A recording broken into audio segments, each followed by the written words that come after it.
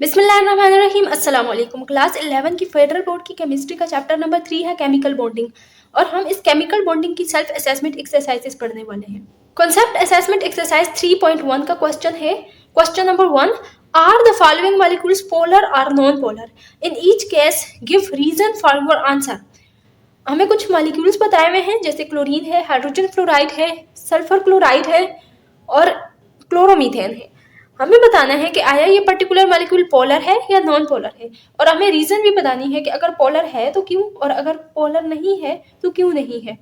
और यहाँ पर डेटा में हमें इलेक्ट्रोनेगेटिविटी वैल्यूज दी हुई हैं मुख्तलिफ एटम्स की, जिनसे ये मॉलिक्यूल बने हुए हैं। जैसे फ्लोरीन की इलेक्ट्रोनेगेटिविटी दी हुई है 4, क्लोरीन की इलेक्ट्रोनेगेटिविटी यहाँ पर गिवन है 3, ब्रोमीन की इलेक्ट्रोनेगेटिविटी है 2.8, सल्फर की 2.5, कार्बन की 2.5 और हाइड्रोजन की भी 2.1 गिवन है। तो हम बारी बारी इनको डिस्कस कर लेते हैं। सबसे पहले हम देख लेते हैं क्लोरीन। किसी भी एटम की नेचर देखने के लिए कि आया वो पोलर है या नॉन पोलर है, हमें दो चीज़ें देखनी होती हैं। एक तो यह देखना होता है कि जो एटम्स मिलकर बॉन्ड बना रहे हैं उनके दरम्यान में इलेक्ट्रोनेगेटिविटी डिफरेंस है कि नहीं, और फिर दूसरा देखना है कि बॉन्ड्स का इंडिविजुअल डायपोल मूवमेंट जो है वो कैसा है, यानी ऑन द होल मॉलिक्यूल का डायपोल मूवमेंट एक साइड पे है या वो एक दूसरे को कैंसल आउट कर रहे हैं। तो क्लोरीन का जो मॉलिक्यूल है वो सबसे सिंपल होता है। ऐसे दो क्लोरीन के एटम्स एक दूसरे के साथ कोवेलेंट बॉन्ड के जरिए जुड़े हुए होते हैं। एक क्लोरीन की भी यहाँ पर इलेक्ट्रोनेगेटिविटी होगी 3 और दूसरे की भी 3 है, यानी ये जो शेयर्ड इलेक्ट्रॉन पेयर है ये इक्वली डिस्ट्रीब्यूट हुआ है between the two chlorine atoms. किसी एक एटम के ऊपर पार्शियल पॉजिटिव और किसी दूसरे के ऊपर पार्शियल नेगेटिव नहीं है। Since both chlorine atoms are same, so the electronegativity difference is 0. Hence, it is the non-polar molecule. फिर अगला है hydrogen fluoride HF। The electronegativity difference is 4, जो कि फ्लोरीन का है, -2.1 जो कि हाइड्रोजन का इलेक्ट्रोनेगेटिविटी डिफरेंस है। आंसर निकल कर आता है 1.9। Thus it is the polar molecule due to the large electronegativity difference. Hydrogen fluoride में इलेक्ट्रोनेगेटिविटी डिफरेंस बहुत ज़्यादा है, तकरीबन 1.9 है। तो इस ज़्यादा इलेक्ट्रोनेगेटिविटी डिफरेंस की वजह से ये पोलर मॉलिक्यूल है। Fluorine is more electronegative than hydrogen, and fluorine gets the partial negative charge and hydrogen gets the partial positive charge. जो शेयर्ड इलेक्ट्रॉन पेयर है हाइड्रोजन और फ्लोरीन के दरमियान में, वो फ्लोरीन की तरफ ज़्यादा अट्रैक्टेड होगा। अब फ्लोरीन की तरफ चूंकि ये इलेक्ट्रॉन पेयर ज़्यादा है, इसलिए फ्लोरीन के ऊपर पार्शियल नेगेटिव चार्ज आएगा और हाइड्रोजन के ऊपर पार्शियल पॉजिटिव चार्ज आएगा। अगला क्वेश्चन है the V shaped molecule sulphur dichloride. Sulphur dichloride का वी शेप्ड स्ट्रक्चर होता है इस तरह से, जिसमें सल्फर के ऊपर 6 इलेक्ट्रॉन्स होते हैं। ये 4 इलेक्ट्रॉन्स ऐसे लोन पेयर बनाते हैं और एक इलेक्ट्रॉन यहाँ पर क्लोरीन के साथ बॉन्ड बनाने में इन्वॉल्व हुआ होता है। The electronegativity difference between the chlorine and sulphur is 0.5। Chlorine की इलेक्ट्रोनेगेटिविटी 3.0 है और सल्फर की 2.5 है। इन दोनों का डिफरेंस निकल कर आता है 0.5। So the sulphur to chlorine bond is slightly polar. Since the sulfur dichloride is V-shaped molecule, therefore the individual polar bonds do not cancel out the effect of each other. Hence, it is the polar molecule. अब इस molecule के अंदर 2 sulphur to chlorine bond है। अब जो dipole movement है वो partial positively charge in से पार्शियल नेगेटिवली चार्ज इन की तरफ होता है। इस तरह से सल्फर से डायपोल मूवमेंट क्लोरीन की तरफ होगा। अब चूंकि एक डायपोल मूवमेंट इस डायरेक्शन में जा रहा है और एक इस डायरेक्शन में जा रहा है, इसलिए जो रिजल्टेंट डायपोल मूवमेंट है वो कुछ इस तरह से होगा, यानी यहाँ पर एक चीज़ है वो इस डायरेक्शन से भी खींची जा रही है और इस डायरेक्शन से भी खींची जा रही है, तो रिजल्टेंटली उसका जो मूवमेंट है वो इस डायरेक्शन में होगा। तो इस वजह से सल्फर डाइक्लोराइड का जो डायपोल मूवमेंट है, नेट डायपोल मूवमेंट, वो कुछ ना कुछ निकल कर आता है। तो नेट डायपोल मूवमेंट की वजह से ये पोलर होगा। Since sulfur dichloride is a V-shaped molecule, therefore the individual polar bonds do not cancel out the effect of each other. Hence, it is the polar molecule. फिर अगला part है D, the tetrahedral molecule chloromethane CH3Cl. In this molecule, the bond between the carbon to chlorine is polar due to the electronegativity difference. Chlorine की electronegativity 3.0 है और hydrogen की electronegativity 2.5 है। Difference निकल कर आता है 0.5। The electronegativity difference between the carbon and hydrogen is 0.4. So the carbon-hydrogen bond is almost non-polar. The molecule is tetrahedral, but it is not symmetrical. Since Hence, due to the polar carbon to chlorine bond, the CH3Cl is overall a polar molecule. अब ये वाला जो particular molecule है इसके अंदर दो किस्म के बॉन्ड है, एक कार्बन टू हाइड्रोजन है और एक कार्बन टू क्लोरीन है। कार्बन टू हाइड्रोजन बॉन्ड जो है इसका नेचर नॉन पोलर है, क्योंकि कार्बन और हाइड्रोजन की इलेक्ट्रोनेगेटिविटी डिफरेंस बहुत कम है, तकरीबन ना होने के बराबर है, 0.4 है।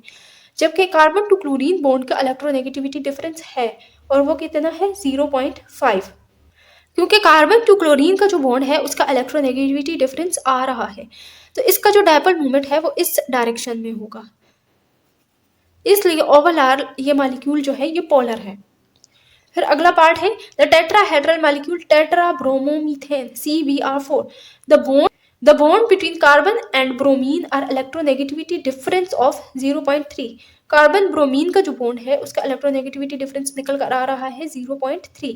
This is very small, however carbon to bromine bond may be slightly polar due to the bigger size of bromine. The CbR4 molecule is tetrahedral and symmetrical, so the dipole of the bond exert equal and opposite effects, hence they cancel out the charges, thus the overall CbR4 molecule is non-polar. एक तो carbon to bromine जो electronegativity difference है वो बहुत कम है, यानी 0.3 है, और दूसरी बात कि ये टेट्राहेड्रल है जिसमें डायपोल मूवमेंट ऐसे सारे अंदर से बाहर की तरफ जा रहे हैं। चूंकि सारे डायपोल मूवमेंट सेंटर से आउटवर्ड जा रहे हैं, इसलिए ये एक दूसरे के इफेक्ट को कैंसिल कर देते हैं, जिसकी वजह से ओवरऑल ये मॉलिक्यूल जो है ये नॉन पोलर कहलाता है। तो इस तरह से किसी भी मॉलिक्यूल की नेचर मालूम करने के लिए कि आया वो पोलर है या नॉन पोलर है, हमें दो चीज़ें देखनी होंगी। एक तो इंडिविजुअल जो बॉन्ड्स हैं उनका इलेक्ट्रोनेगेटिविटी डिफरेंस देखना होगा, और दूसरा उस मॉलिक्यूल का स्ट्रक्चर देखना होगा और इंडिविजुअल डायपोल मूवमेंट्स को देखना होगा। Concept assessment exercise 3.2 question number 1 part A है predict the shapes of the following molecules. पहला मॉलिक्यूल है टेट्राक्लोरोमीथेन, इसका शेप हमें प्रिडिक्ट करना है। तो किसी भी मॉलिक्यूल का शेप प्रिडिक्ट करने के लिए हमें सबसे पहले ये जानना होता है कि इस मॉलिक्यूल का सेंट्रल एटम कौन सा है। सेंट्रल एटम एक ही होता है, ज़्यादातर मॉलिक्यूल्स में जो सेंट्रल एटम है वो एक ही होता है। कुछ मॉलिक्यूल्स के अंदर दो सेंट्रल एटम्स होते हैं, और अगर दो एटम्स होंगे तो उनके इर्द गिर्द जो माहौल है वो सेम होगा, यानी उनका इर्द गिर्द का एनवायरनमेंट एक जैसा होगा। लेकिन इस जो पर्टिकुलर मॉलिक्यूल है टेट्राक्लोरोमीथेन, इसके अंदर सेंट्रल एटम एक ही है और वो कार्बन है। इस कार्बन के साथ 4 क्लोरीन के एटम जुड़े हुए हैं, तो हमें इसका शेप प्रिडिक्ट करना है कि किस तरह से 4 क्लोरीन के एटम सेंट्रल कार्बन के साथ जुड़े हुए हैं। सेंटर में कार्बन है, कार्बन का अगर हम एटम की साख्त ड्रा करें तो न्यूक्लियस होता है जिसके अंदर 6 प्रोटॉन होते हैं और 6 न्यूट्रॉन होते हैं। पहले शेल के अंदर इसके 2 इलेक्ट्रॉन होंगे और दूसरे शेल के अंदर 4 इलेक्ट्रॉन होंगे।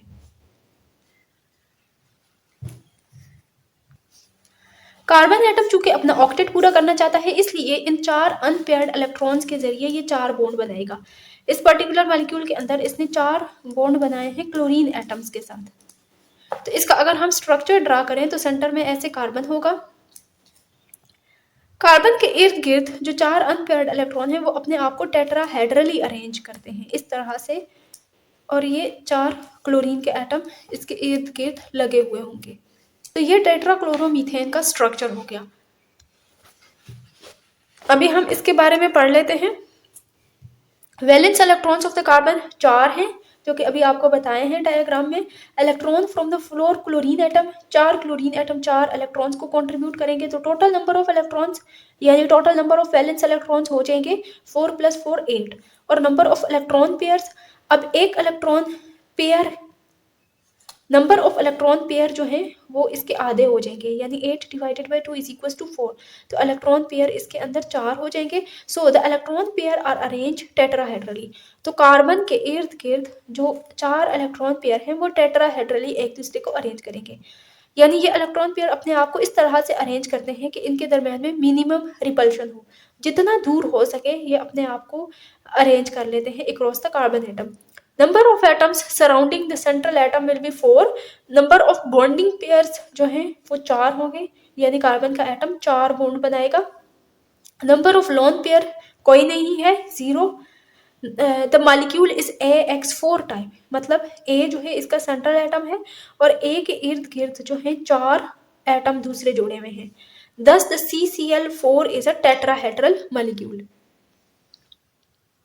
टेट्राक्लोरोमीथेन का स्ट्रक्चर इस तरह से हो जाएगा, जिसके अंदर कार्बन के इर्द गिर्द टेट्राहेड्रल 4 क्लोरीन के एटम्स होंगे और इनके दरमियान में जो एंगल होगा वो 109.5 डिग्री का होगा।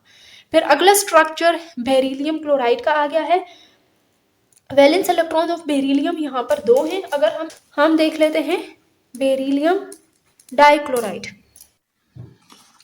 बेरिलियम के अंदर टोटल नंबर ऑफ इलेक्ट्रॉन्स जो होते हैं वो 4 होते हैं। तो इसकी कन्फिग्रेशन हो जाएगी 1s2, 2s2 और 2p0। पी के अंदर कोई इलेक्ट्रॉन नहीं है, यानी पहले शेल के अंदर 2 इलेक्ट्रॉन है और दूसरे शेल के अंदर भी 2 इलेक्ट्रॉन है। अगर हम एटम का स्ट्रक्चर ड्रा करें तो सेंटर में बेरिलियम का न्यूक्लियस होगा। पहले शेल के अंदर 2 इलेक्ट्रॉन आ जाएंगे और दूसरे शेल के अंदर भी इस तरह से 2 इलेक्ट्रॉन हैं। अब ये 2 अनपेयर्ड इलेक्ट्रॉन के जरिए ये बेरिलियम बॉन्ड बनाएगा विद 2 क्लोरीन एटम्स इस तरह से। तो ओवरऑल मॉलिक्यूल का शेप कुछ इस तरह से हो जाएगा। सेंट्रल में बेरिलियम और इसके साथ 2 क्लोरीन के एटम इस तरह कोवेलेंट बॉन्ड के जरिए जुड़े हुए होंगे और इनके दरमियान जो बॉन्ड एंगल होगा वो 180 डिग्री का होगा। तो इसके बारे में हम अभी पढ़ लेते हैं। वैलेंस इलेक्ट्रॉन्स ऑफ बेरिलियम जो है वो 2 हैं। Electron from 4 chlorine atom to chlorine atom, क्योंकि बेरिलियम के साथ 2 क्लोरीन के एटम जुड़े हुए हैं। 2 क्लोरीन के एटम एक इलेक्ट्रॉन कंट्रीब्यूट करेगा, तो total number of valence electron हो जाएंगे 2 + 2 = 4। नंबर ऑफ इलेक्ट्रॉन पेयर जो है वो वैलेंस इलेक्ट्रॉन के आधे होते हैं। तो 4 वैलेंस इलेक्ट्रॉन है, इनका आधा 2 हो जाएगा। So the electron pair are arranged linearly. Number of atoms surround the central atom will be 2। Central atom को 2 एटम्स सराउंड कर रहे हैं। नंबर ऑफ बॉन्डिंग पेयर्स जो हैं वो 2 हैं, यानी दोनों एटम जो हैं ये सेंट्रल एटम के साथ बॉन्ड पेयर के जरिए जुड़े हुए हैं। नंबर ऑफ लोन पेयर कोई नहीं है। The molecule is AX2 type, यानी सेंटर में एटम ए है जो कि बेरिलियम है और उसके साथ 2 बॉन्डिंग एटम जुड़े हुए हैं इस तरह से। दस the beryllium will be linear with the bond angle 180 degree. फिर अगला मॉलिक्यूल आ गया है फास्फोरस क्लोराइड। फास्फोरस क्लोराइड को हम देख लेते हैं। फास्फोरस क्लोराइड में फास्फोरस है, वैलेंसी 3 है और उसके साथ 3 क्लोरीन के एटम जुड़े हुए हैं। अगर हम फास्फोरस की इलेक्ट्रॉनिक कन्फिग्रेशन करें तो फास्फोरस के अंदर 15 इलेक्ट्रॉन्स होते हैं। 1s2, 2s2, 2p6, 3s2 और 3p3 हो जाएगा। अब यहाँ पर 15 इलेक्ट्रॉन टोटल पूरे हो रहे हैं, यानी पहले शेल के अंदर 2 इलेक्ट्रॉन, दूसरे शेल के अंदर 10 इलेक्ट्रॉन और तीसरे शेल के अंदर 5 इलेक्ट्रॉन। अगर ये हो गया सेंटर में फास्फोरस 15 प्रोटॉन्स, पहले शेल में 2 इलेक्ट्रॉन, दूसरे शेल में आ जाएंगे इसके 8 इलेक्ट्रॉन और जो तीसरा शेल है उसके अंदर आ जाएंगे 5 इलेक्ट्रॉन। 2 ऐसे पेयर में होंगे यानी लोन पेयर और 3 इलेक्ट्रॉन ऐसे सिंगल होगा। अब फास्फोरस इन 3 अनपेयर्ड इलेक्ट्रॉन को इस्तेमाल करेगा बॉन्ड बनाने में विद 3 क्लोरीन एटम्स। इस तरह से फास्फोरस 3 क्लोरीन एटम के साथ 3 कोवेलेंट बॉन्ड बना देगा। तो ओवरऑल फास्फोरस का स्ट्रक्चर इस तरह से पायरामिडल होगा। फास्फोरस सेंट्रल एटम है, उसके ऊपर एक लोन पेयर जो कि ज़्यादा जगह घेरेगा और नीचे जो है वो 3 क्लोरीन के एटम इस तरह से जुड़े हुए होंगे और ये एक पायरामिड की तरह का स्ट्रक्चर बन जाएगा।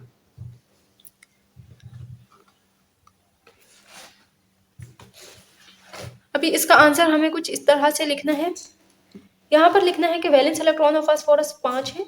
Electron from the 3 chlorine atom, 3 chlorine atom एक इलेक्ट्रॉन देगा तो 3 इलेक्ट्रॉन कंट्रीब्यूट करेंगे 3 क्लोरीन के एटम। तो total number of valence electron will be 5 + 3 = 8। Number of electron pair जो हैं वो 8 के आधे हो जाएंगे, यानी 8 / 2 = 4। So the electron pairs are tetrahedral. चूंकि 4 इलेक्ट्रॉन पेयर हैं तो ये अपने आप को टेट्राहेड्रली अरेंज करेंगे around the central phosphorus atom. Number of atoms surrounding the central atom, central atom को 3 एटम्स सराउंड कर रहे हैं। नंबर ऑफ बॉन्डिंग पेयर्स जो हैं वो 3 हैं। नंबर ऑफ लोन पेयर 1 है जो कि फास्फोरस के ऊपर इस तरह से पड़ा हुआ है। Thus the molecule is AX3E type, यानी सेंट्रल एटम ए है, उसके साथ 3 बॉन्डिंग पेयर हैं, 3 बॉन्डिंग एटम हैं और एक जो है वो लोन पेयर है। Thus the PCl3 is trigonal pyramidal। तो ओवरऑल इसकी ज्योमेट्री जो हो जाएगी वो हो जाएगी trigonal pyramidal। Concept assessment exercise 3.2 का पार्ट बी है। Question number B, draw the dot and cross diagram for the following molecules and then predict their shape. कुछ मॉलिक्यूल्स हैं, उनके लिए हमें dot and cross diagram draw करनी होगी और फिर उनकी शेप की प्रिडिक्शन करनी होगी। तो वो मॉलिक्यूल है हाइड्रोजन सल्फाइड, फॉस्फीन और इसके अलावा सेलेनियम हेक्साफ्लोराइड है। तो वन बाय वन इनका हम dot and cross structure draw कर लेते हैं। सबसे पहले हम हाइड्रोजन सल्फाइड को देखते हैं। हाइड्रोजन सल्फाइड यानी H2S, इसका स्ट्रक्चर ड्रा हम कर लेते हैं। तो सबसे पहले देखना होगा कि इसके अंदर सेंट्रल एटम कौन सा है। सेंट्रल एटम इसके अंदर सल्फर है जिसके साथ 2 हाइड्रोजन्स जुड़े हुए हैं। सल्फर की हम इलेक्ट्रॉनिक कन्फिग्रेशन सबसे पहले कर लेते हैं। तो सल्फर के अंदर यहाँ पर 16 इलेक्ट्रॉन्स होते हैं। तो ये हो जाएगा 1s2, 2s2, 2p6, 3s2,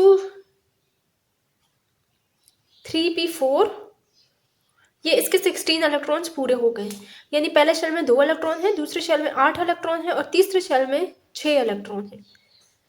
अगर हम इसका एटम का स्ट्रक्चर ड्रा करें तो सेंटर में न्यूक्लियस होगा। यहाँ पर पहला शेल आ गया जिसके अंदर 2 इलेक्ट्रॉन्स हैं, पर दूसरा शेल जिसके अंदर कुल मिलाकर 8 इलेक्ट्रॉन है और आखिरी वाला जो शेल है उसके अंदर 6 इलेक्ट्रॉन है। अब 6 इलेक्ट्रॉन को हमने इस तरह से रखना है कि 2 इलेक्ट्रॉन को आपस में ऐसे पेयर अप कर देना है और एक एक इलेक्ट्रॉन सिंगली इसके अंदर रखना है। अब सल्फर के सारे इलेक्ट्रॉन्स को हमने डॉट से शो कर दिया है। अब दूसरी तरफ हम हाइड्रोजन को देख लेते हैं। तो हाइड्रोजन होता है 1-1, इसकी इलेक्ट्रॉनिक कन्फिग्रेशन हो जाएगी 1s1, यानी एक ही शेल है और उसके अंदर एक ही इलेक्ट्रॉन है। तो ये हम हाइड्रोजन ड्रा कर लेते हैं जिसका एक ही शेल है और एक ही इलेक्ट्रॉन है और इसके इलेक्ट्रॉन को हम क्रॉस से शो कर देते हैं। तो ये हाइड्रोजन का इलेक्ट्रॉन और सल्फर का इलेक्ट्रॉन आपस में पेयर अप हो जाएंगे और ऐसे बॉन्ड बना देंगे। दूसरी तरफ दूसरा हाइड्रोजन और उसका एक इलेक्ट्रॉन सल्फर के दूसरे अनपेयर्ड इलेक्ट्रॉन के साथ बॉन्ड बना देगा कोवेलेंट। तो ये हाइड्रोजन सल्फाइड का मॉलिक्यूल बन जाएगा जिसमें सेंटर में ऐसे सल्फर होगा जिसके ऊपर 2 लोन पेयर ऑफ इलेक्ट्रॉन्स ऐसे पड़े हुए होंगे और इसके साथ 2 हाइड्रोजन ऐसे कोवेलेंट बॉन्ड बना रहे होंगे। तो ये ओवरऑल हाइड्रोजन सल्फाइड का मॉलिक्यूल हो गया जिसका वी शेप्ड स्ट्रक्चर होगा। ये ऐसे वी शेप्ड स्ट्रक्चर बन रहा है और वी का जो कोना है उसके ऊपर 2 लोन पेयर ऑफ इलेक्ट्रॉन्स पड़े हुए हैं। इन hydrogen sulphide sulfur contributes 6 valence electron, each hydrogen contribute 1 valence electron, so there are 4 electron pairs around the central sulfur atom, 2 are lone pair and 2 are bond pair। Sulphur जो है वो 6 electron contribute करता है और hydrogen एक एक electron contribute करता है। तो कुल मिलाकर यहाँ पर सल्फर के इर्द गिर्द 4 इलेक्ट्रॉन पेयर हैं। 2 यहाँ पर लोन पेयर हैं जो कि बॉन्ड बनाने में इन्वॉल्व नहीं हुए और 2 पेयर जो है वो बॉन्ड पेयर कहलाएंगे क्योंकि उनके जरिए हाइड्रोजन के साथ बॉन्ड बना हुआ है। 2 of the corners of tetrahedron are occupied by lone pair, the other 2 corners are occupied by the bond pair। तो ये ओवरऑल जो मॉलिक्यूल है ये टेट्राहेड्रॉन है। टेट्राहेड्रॉन के जो 2 कोने हैं उनके ऊपर लोन पेयर ऑफ इलेक्ट्रॉन पड़े हुए हैं और 2 कोनों के ऊपर इसके बॉन्ड पेयर है यानी हाइड्रोजन एटम पड़ा हुआ है। Thus H2S molecule has angular or bent structure। On the whole इसका एंगुलर या फिर बेंट स्ट्रक्चर है। In H2S 3 types of repulsion are present, I lone pair bond pair and bond pair. 3 किस्म की repulsion इसके अंदर प्रेजेंट है। 2 चूंकि लोन पेयर हैं तो इनकी आपस में रिपल्शन है, लोन पेयर की इस बॉन्ड पेयर के साथ भी रिपल्शन है और यहाँ से भी लोन पेयर बॉन्ड पेयर की रिपल्शन है और इधर 2 बॉन्ड पेयर जो है ये भी आपस में एक दूसरे को रिपेल कर रहे हैं। तो ऑन द होल इसके अंदर 3 किस्म की रिपल्शन पाई जाती है। Due to the greater repulsion of 2 lone pair among themselves and with bond pair, the HSH bond angle is reduced than 109.5 degree. अब चूंकि लोन पेयर के दरमियान रिपल्शन बहुत ज्यादा है, ये आपस में भी एक दूसरे को बहुत ज्यादा रिपेल कर रहे हैं और ये साथ में बॉन्ड पेयर को भी बहुत ज्यादा रिपेल कर रहे हैं। तो इसकी वजह से क्या होगा कि ये बॉन्ड पेयर जो है ये आपस में एक दूसरे के करीब आ जाएंगे और ये लोन पेयर ज्यादा जगह घेरेंगे जिसकी वजह से ये वाला जो एंगल है H, S और H। इसकी मिकदार होगी 109.5। बस सिंपल सी बातें की गई हैं यहाँ पर। सबसे पहले वैलेंस इलेक्ट्रॉन्स की बात की गई है कि सल्फर के इर्द गिर्द कितने इलेक्ट्रॉन्स हैं, और फिर बात की गई है कि कितने लोन पेयर हैं और कितने बॉन्ड पेयर हैं। फिर उसके बाद बात की गई है कि इसकी ज्योमेट्री कैसी है, ज्योमेट्री इसकी बेंट है या फिर एंगुलर है, और बात की गई है कि किस किस्म की रिपल्शन इसके अंदर प्रेजेंट है, यानी lone pair lone pair, bond pair bond pair और bond pair bond pair bond pair lone pair. और फिर इसके अंदर बॉन्ड एंगल की बात की गई है। इसके बाद नेक्स्ट मॉलिक्यूल हम देख लेते हैं जो कि है फास्फीन। फास्फीन का फार्मूला होता है PH3। In PH3, the phosphorus contributes 5 valence electron and each hydrogen atom contribute 1 valence electron। सबसे पहले तो हम PH3 का स्ट्रक्चर देख लेते हैं। फास्फीन का फार्मूला होता है PH3। इसके अंदर सेंट्रल एटम फास्फोरस होगा। तो फास्फोरस की इलेक्ट्रॉनिक कॉन्फ़िगरेशन देख लेते हैं। फास्फोरस के अंदर होते हैं 15 इलेक्ट्रॉन्स। इनकी डिस्ट्रीब्यूशन कुछ इस तरह से हो जाएगी 1s2, 2s2, 2p6, 3s2 और 3p3। अगर हम एटम का स्ट्रक्चर ड्रा करें तो सेंटर में फास्फोरस का न्यूक्लियस होगा। पहले शेल में 2 इलेक्ट्रॉन हैं, दूसरे शेल में यहाँ पर 8 इलेक्ट्रॉन आ जाएंगे, और जो तीसरा शेल है उसके लिए 5 इलेक्ट्रॉन बचे हैं। 5 इलेक्ट्रॉन में 2 ऐसे पेयर की फॉर्म में होंगे और 3 इलेक्ट्रॉन जो है वो ऐसे अनपेयर्ड होंगे, और ये 3 अनपेयर्ड इलेक्ट्रॉन एक एक हाइड्रोजन के साथ कोवेलेंट बॉन्ड में इन्वॉल्व हो जाएंगे। अब हाइड्रोजन के इलेक्ट्रॉन्स को यहाँ पर मैं क्रॉस से शो कर देती हूँ। फास्फोरस के इलेक्ट्रॉन को डॉट से शो किया है और हाइड्रोजन के इलेक्ट्रॉन को यहाँ पर क्रॉस से शो कर दिया है ताकि वाजे हो। अगर हम इसका स्ट्रक्चर ड्रा करें तो इस तरह से सेंटर में फास्फोरस होगा, इसके एक कोने पर लोन पेयर ऑफ इलेक्ट्रॉन होगा जो कि ज्यादा जगह घेरेगा, और यहाँ पर इसके 3 बॉन्ड पेयर होंगे। इसका ओवरऑल जो स्ट्रक्चर है वो टेट्राहेड्रॉन है। टेट्राहेड्रॉन के एक कोने पर लोन पेयर ऑफ इलेक्ट्रॉन है और जो बाकी के 3 कोने हैं उनके ऊपर हाइड्रोजन एटम के बॉन्ड्स हैं। जो हाइड्रोजन फास्फोरस हाइड्रोजन के दरमियान बॉन्ड एंगल है वो 109.5 डिग्री का है। अब फास्फोरस के अंदर 2 किस्म की रिपल्शन पॉसिबल हैं, loan pair bond pair repulsion और बॉन्ड पेयर रिपल्शन। चूंकि लोन पेयर ज्यादा जगह कहता है इसलिए loan pair bond pair repulsion ज्यादा होगी और बॉन्ड पेयर रिपल्शन कम होगी, जिसकी वजह से ये लोन पेयर ज्यादा जगह घेरेगा और ये 3 बॉन्ड पेयर जो है ये कंप्रेस हो जाएंगे और एक दूसरे के करीब आ जाएंगे। तभी तो जो बॉन्ड एंगल है वो टेट्राहेड्रल बॉन्ड एंगल से कम होकर 109.5 तक आ गया है। तो ये थी कुछ इन्फॉर्मेशन फास्फीन के बारे में। अभी हम इसको पढ़ लेते हैं। इतना है, in PH3 the phosphorus contributes 5 valence electron and each hydrogen atom contributes 1 valence electron. So there are 4 electron pairs around the central phosphorus atom, 3 are bond pair and 1 is lone pair. It is an AX3E type molecule. जैसा कि आपको यहाँ पर नजर आ रहा है, phosphorus के इर्द गिर्द 5 पेयर ऑफ इलेक्ट्रॉन हैं। एक इलेक्ट्रॉन पेयर जो है वो लोन पेयर कहलाता है और 3 इलेक्ट्रॉन पेयर बॉन्ड पेयर कहलाते हैं, और ये एक AX3E टाइप मॉलिक्यूल है, यानी सेंट्रल एटम A है और इसके साथ 3 बॉन्ड पेयर हैं और एक लोन पेयर ऑफ इलेक्ट्रॉन है। One of the corner of tetrahedron is occupied by lone pair, other 3 corners are occupied by the bond pair. Thus PH3 molecule has triangular pyramidal structure. ये एक tetrahedron है। Phosphorus के इर्द गिर्द एक tetrahedral structure है और एक टेट्राहेड्रॉन का कोना जो है वो लोन पेयर ने घेरा हुआ है और 3 कोनों पर हाइड्रोजन एटम के साथ बॉन्ड है। Since lone pair occupies more space than bond pair, therefore one lone pair exerts greater repulsion on bond pair. Thus, hydrogen phosphorus hydrogen bond angle is reduced than 109.5 degree. चूंकि lone pair ज्यादा जगह घेरता है तो इसके repulsion की वजह से जो बॉन्ड एंगल है between the hydrogen phosphorus hydrogen वो टेट्राहेड्रल बॉन्ड एंगल 109.5 से कम होगा। सवाल नंबर 2 है, draw the dot and cross diagram of the molecule selenium hexafluoride. Selenium hexafluoride के लिए हमने dot and cross diagram draw करनी है।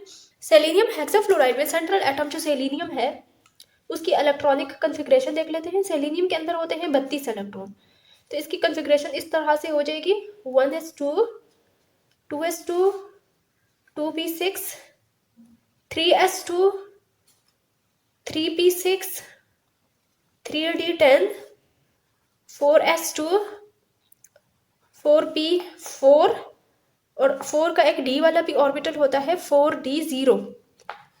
तो ये हो गई है सेलेनियम की इलेक्ट्रॉनिक कॉन्फ़िगरेशन। अब इस मॉलिक्यूल में हमारा वास्ता सिर्फ आखिरी शेल के साथ है, यानी चौथे वाले शेल के साथ। तो फोर्थ जो शेल है उसको हम खोल कर लिख लेते हैं। तो ये है 4s2, 4p4 और 4d0। ये रहा s वाला ऑर्बिटल, ये रहे 3p वाले ऑर्बिटल्स और ये 5d वाले ऑर्बिटल। s वाले ऑर्बिटल के अंदर 2 इलेक्ट्रॉन हैं और p वाले ऑर्बिटल के अंदर 4 इलेक्ट्रॉन हैं। तो पहले हर एक ऑर्बिटल के अंदर एक एक इलेक्ट्रॉन जाएगा और फिर एक इलेक्ट्रॉन की डबलिंग हो जाएगी। ये है सेलेनियम की ग्राउंड स्टेट, जिसके अंदर सिर्फ 2 अनपेयर्ड इलेक्ट्रॉन हैं। लेकिन सेलेनियम चूंकि 6 बॉन्ड बनाता है, इसलिए इसको 6 अनपेयर्ड इलेक्ट्रॉन रखने होंगे। तो सेलेनियम क्या करता है, अपने 2 इलेक्ट्रॉन की एक्साइटेशन करवा देता है। तो सेलेनियम की एक्साइटेड स्टेट कुछ इस तरह से हो जाएगी, जिसमें ये वाला इलेक्ट्रॉन इधर डी में चला जाएगा और एक ये वाला इलेक्ट्रॉन डी में चला जाएगा। तो टोटल 6 अनपेयर्ड इलेक्ट्रॉन हो जाएंगे।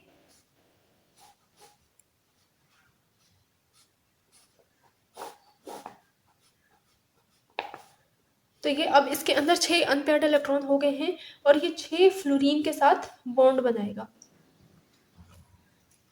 अब फ्लोरीन के इलेक्ट्रॉन्स को मैं ब्लैक कलर से शो कर देती हूँ। तो ये इस तरह से सेलेनियम हेक्साफ्लोराइड का स्ट्रक्चर बन जाएगा। अब यहाँ पर क्या होगा कि सेंटर में सेलेनियम है, उसके इलेक्ट्रॉन्स को अगर मैं क्रॉस से शो करूं तो सेलेनियम के 6 अनपेयर्ड इलेक्ट्रॉन इस तरह से होंगे और ये 6 फ्लोरीन के एटम के साथ बॉन्ड बनाएगा और फ्लोरीन के एटम के इलेक्ट्रॉन्स को मैं डॉट से शो कर देती हूँ।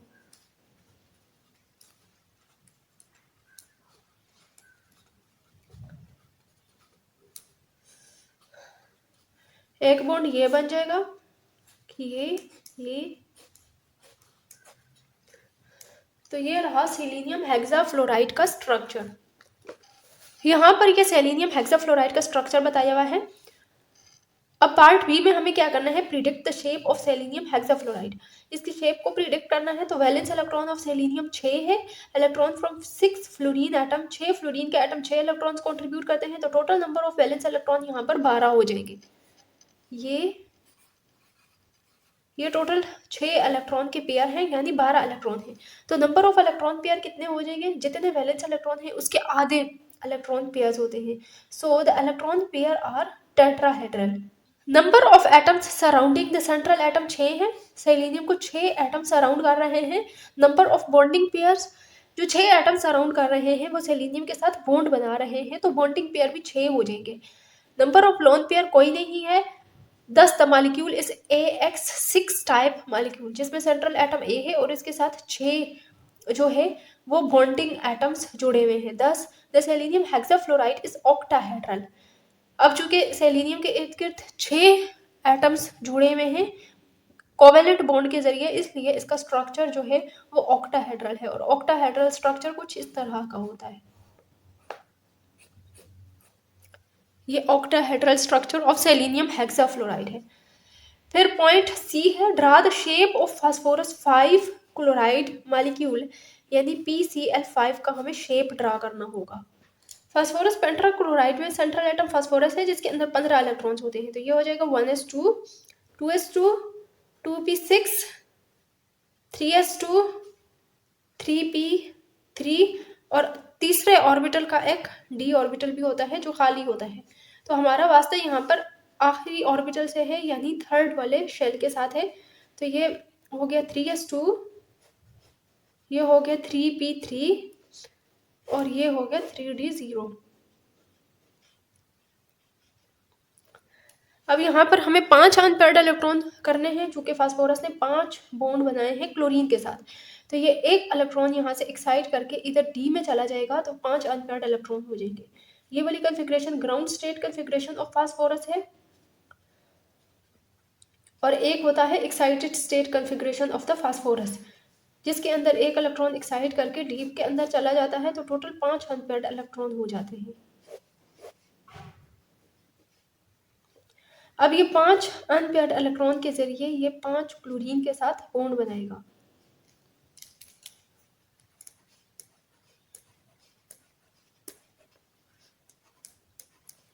ये इस तरह से फास्फोरस पेंटाक्लोराइड का स्ट्रक्चर बन जाएगा। सेंटर में यहाँ पर फास्फोरस होगा और इसके इर्द गिर्द 3 क्लोरीन के एटम्स ऐसे लगे हुए होंगे एक प्लेन में, और एक क्लोरीन का एटम अबव द प्लेन होगा और एक एटम बिलो द प्लेन होगा। ये एक प्लेन है और ये एक क्लोरीन अबव द प्लेन है इसके, और दूसरा क्लोरीन बिलो द प्लेन है। तो इस तरह से ये फास्फोरस पेंटाक्लोराइड का स्ट्रक्चर बन जाएगा। इस तरह से लिखेंगे, Such molecule have 5 electron pair arranged in the trigonal bipyramidal geometry। ये वाली ज्योमेट्री ट्राइगोनल बायपैरामीटर कहलाती है। ये एक ट्राइगोन है और ये इसके 2 पायरामिड्स हैं। 2 क्लोरीन की वजह से 2 पायरामिड्स इसके बन रहे हैं। एग्जाम्पल PCl5 है। In PCl5 phosphorus is surrounded by 5 electron pair, all are bond pair. These are arranged in the form of trigonal bipyramidal geometry. Thus PCl5 molecule is trigonal bipyramidal. 3 chlorine atoms are present in the same plane as the phosphorus atom with CpCl bond angle of 120। ये वाला bond angle 120 है। तो 2 chlorine atoms are present above and below the plane and form 90-degree angle with it. There are 10 electrons around the central phosphorus atom, so it has expanded octet.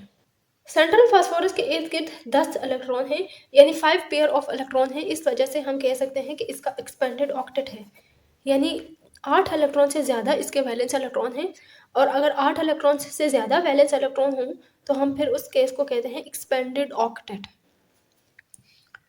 तो ये थी self assessment exercise 3.2। इसके बाद हम self assessment exercise 3.3 और 3.4 को देखेंगे।